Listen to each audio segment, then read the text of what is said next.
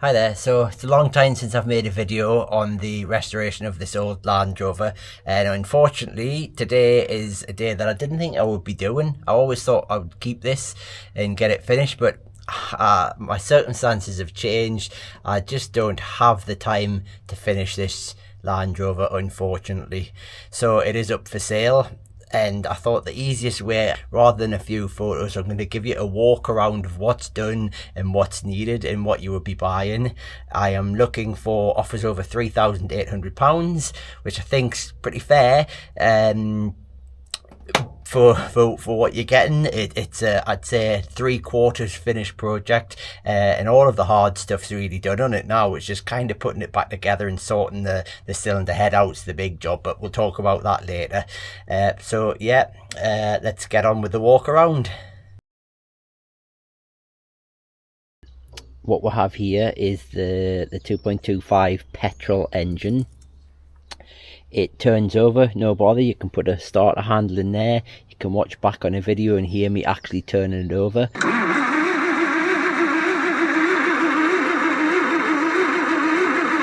It's got a brand new starter motor on. It's got a reconditioned Zenith carb on. It's got a brand new unused coil. Let's go on to this side. It's got a new distributor, brand new leads, HT leads, a brand new solenoid, a brand new fuel pump, all brand new earth cables put on. The only thing that's not new on the ancillaries on the outside is the alternator. So I don't know how good that alternator is, but they're not too expensive to replace that. You're looking at about £120 to £150 for a good one. I do have all the water pipes and to connect to the radiator, which is here. So you can see it's a bit cobwebbed up, but it's good condition, the radiator.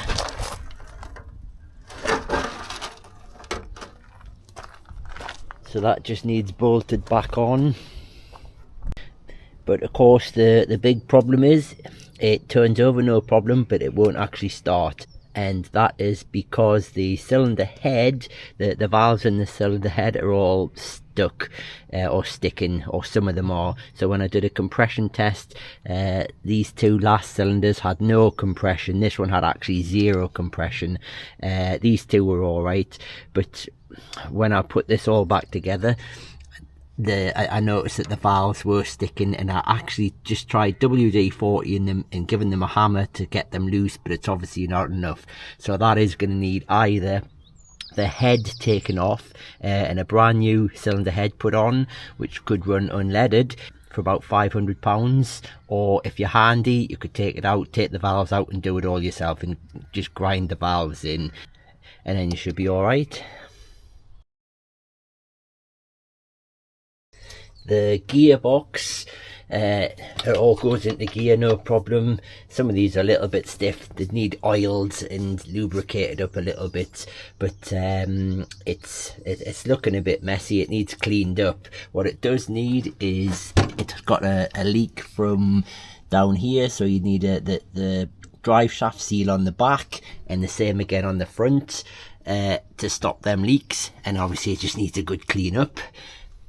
I do obviously have the handbrake assembly, which needs fitted on here, and the props front and rear, which obviously just need bolted on. They're all good. The chassis is all solid.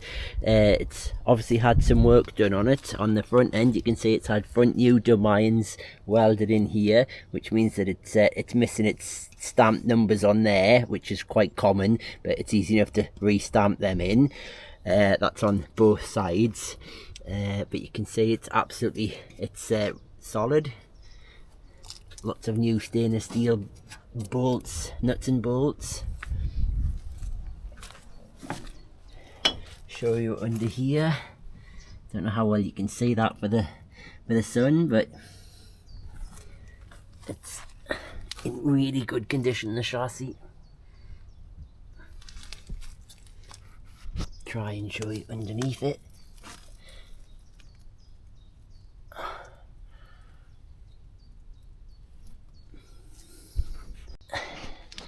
The back needs a clean up, but again, solid. I think that's been replaced as well. It's another part that usually goes, but climb underneath.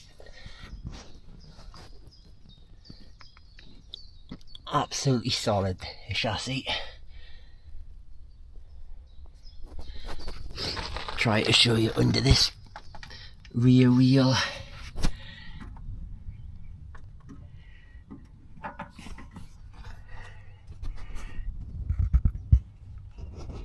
You can see right through there. Very good condition. And then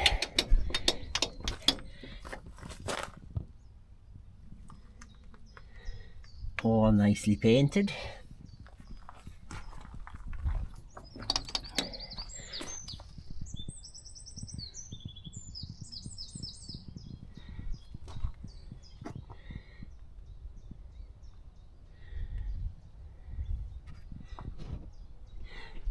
And it is a military chassis on this. Now I'm not sure if that means it's a thicker grade steel or not. I know they are more heavy duty. The two things I'm positive about is down here that it gives you two bolt holes, so you can adjust the ride height for the leaf springs. You can go high or onto the lower setting there. And the other quite good thing about the military chassis, if we try and have a look under here, is that the gearbox, this part here, it's got nuts and bolts, so you can remove this, which makes it easier to get the gearbox out if you ever need to take it out. Now moving on to electrics. It has no wiring harness in the front end at the moment because I've got a brand new unused wiring harness which I bought from Auto Sparks, which is worth about £300, and also the modern add-on for a higher ampage cable for an alternator conversion, because these never came with an alternator. It would have been a dynamo, so that's all ready to fit. And I have been converting this to a civvy spec in terms of electric, so it's a civvy spec wiring harness, and I've converted the dash to civvy spec with the dials, so it's ready to wire straight into there. On here, the one thing that you will have to buy is some of the switches for here. I don't seem to have them. Got the key, got the choke, but I haven't got sort of like the light switches and that, which are really easy to get hold of. Also the lights, I do have a whole new set of 4 for the back and 4 for the front of the glass army lights. These are the ones that just screw out, brand new, so they're absolutely mint condition.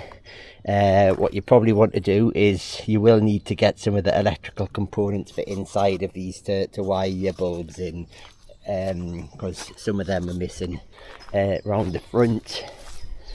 We also have, no, though they don't look good, but the headlights are brand new as well.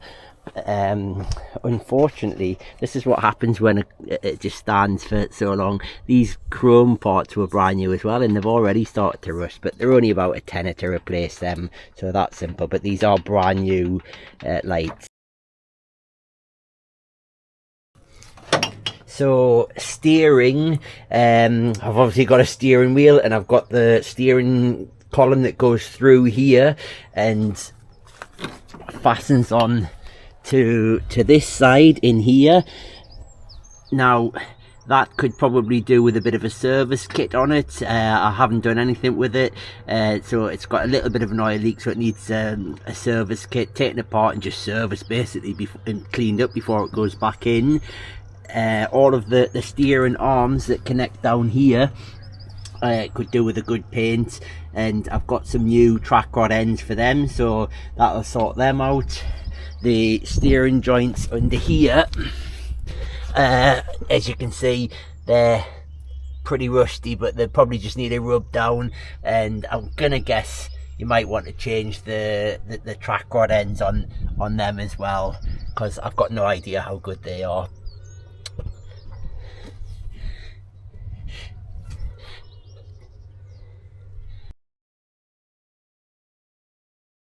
The accelerator pedal needs fastened onto here. I've got most of the linkages for that go on the other side of the bulkhead, but there are a couple of pieces missing, but easy enough to source online. The majority of it's there. It's just one little bar and a spring that you need to connect that to the carburetor. So that's not major.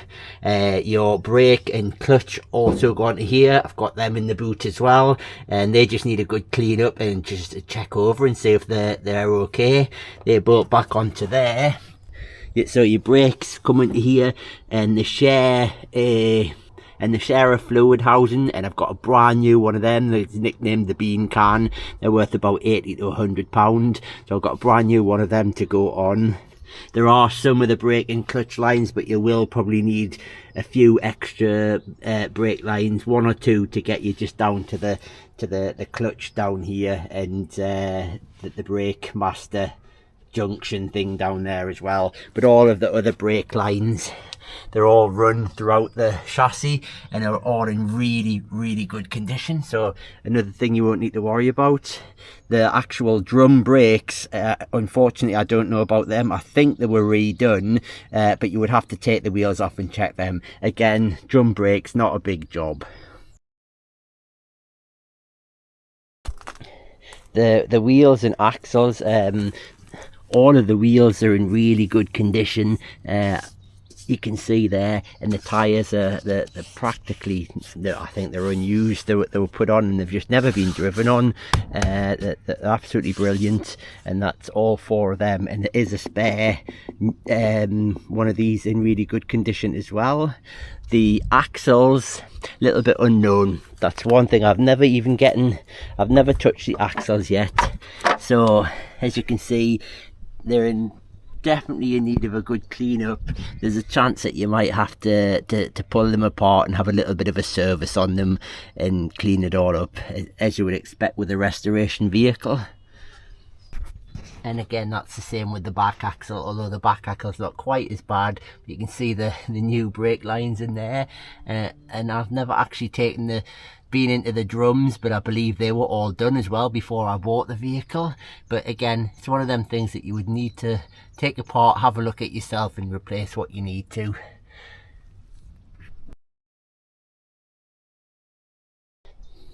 The suspension, again, unfortunately it's an unknown for me. The shocks, got no idea what condition they're in. It's probably a case of either change them before you get it back on the road, or use it, and if you feel you need to change them, you change them. The leaf springs look like they've had better days and gonna need to be stripped down, cleaned and re-greased, or put new ones on. Again, it's one of them things that's just gonna need done. Exhaust pipes all fairly new. You can see it's just got surface rust on it from it standing for so long, but that's like that all the way right up to the engine, so another thing that doesn't really need replaced. The fuel tank is the military spec fuel tank, where it just lifts off there and you fill it from inside. It's in fairly decent condition, but when you look in there, there's a little bit of rust on the inside of it. You could probably put your arm in and clean it, but I think you can get like a tank sealing kind of thing. It's like a plastic paint that they've put it in, slosh it around, and it seals it off, so that you've got a nice clean tank inside. Or worst case scenario, you put a new tank in and it costs about 120 quid.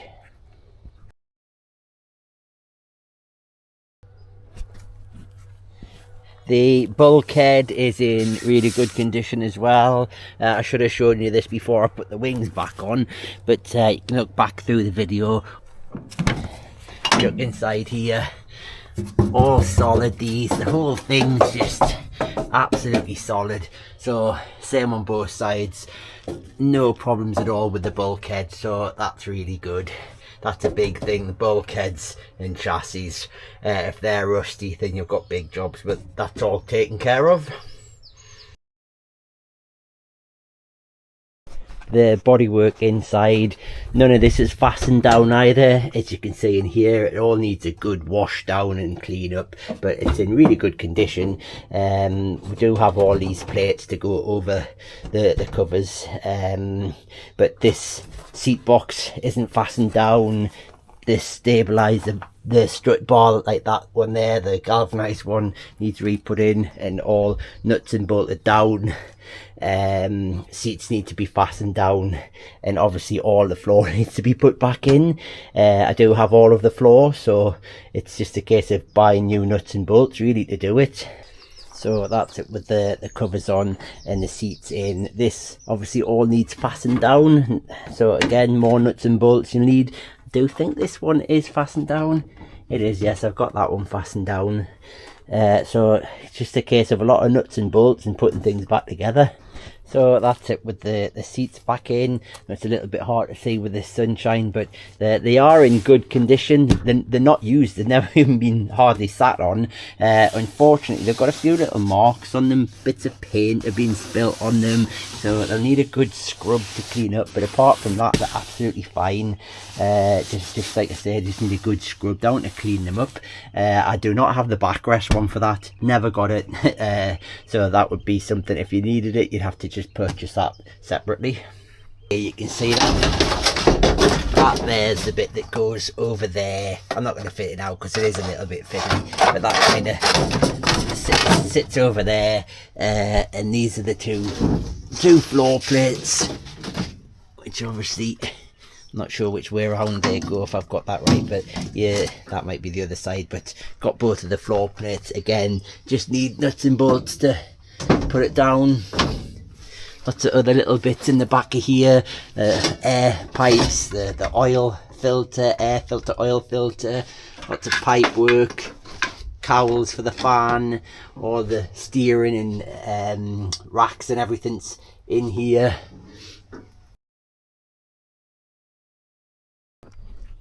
Bodywork, it's ex-military, so it's in, it's in all right condition. It is missing the cat flap door, so you'd need to buy either a cat flap or convert it to a safari door. I was just going to actually leave it like this, but inside is the original patina. You can't see for all of the junk that's in here, but it's actually quite nice. It's never been painted, it's all the original patina in there, so that's pretty good. Things like these seals probably all need changed. The galvanizing's all good.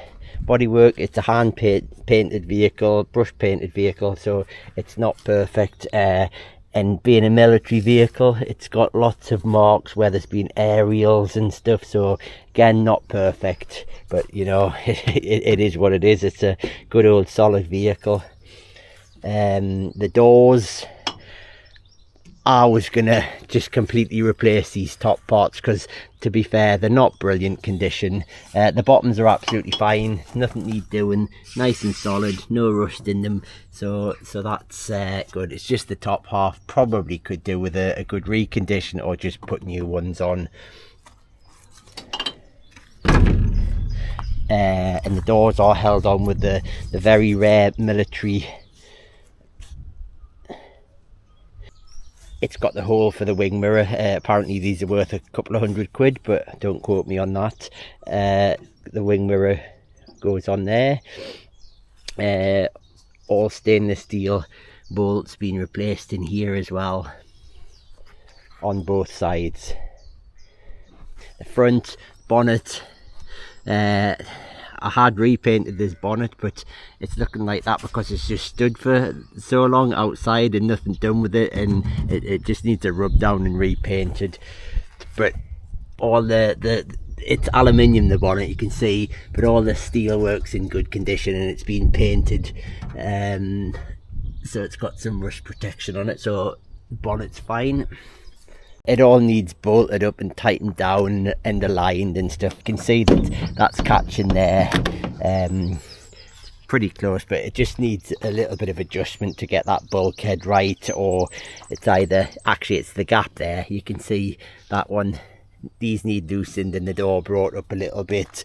This isn't all fastened down, the rubber seals aren't in properly, so that rubber seal there needs to go all the way underneath. It runs along there, so that needs taken up, that put back in, fastened down. Same on the other side, you can see the air gap there. That's going to need rubber seal put through there, but it's all there, so it's an easy job. So that's the wings kind of put back in place. You can see the bonnet there needs a good rub down and repaint. The wings, being military wings, they've got holes all over them and bolts. There's been all sorts done with them. Again, need a good rub down and paint. None of this is in place, it's just hanging on. It all needs all needs to be put into the right place, lined up and bolted in properly. I do have a brand new stainless steel kit to do that with it, so there's all the new bolts and like pushing washer, whatever it is, for this side, and the kit for in here as well, so that you can bolt it up to the radiator panel as well. That's all included as well, so it's just a case of putting it back together, spending a bit of time on it. But that's it. I'll give you a quick pan around.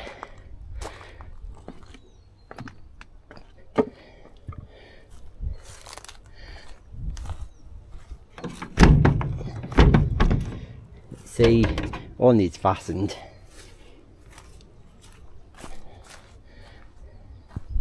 It does have all of these sill panels as well that need attached on, so they're all here as well. Pretty much most of the vehicle is everything you need to do is here. There are going to be some bits that you do need to buy, obviously, but yeah, there you go.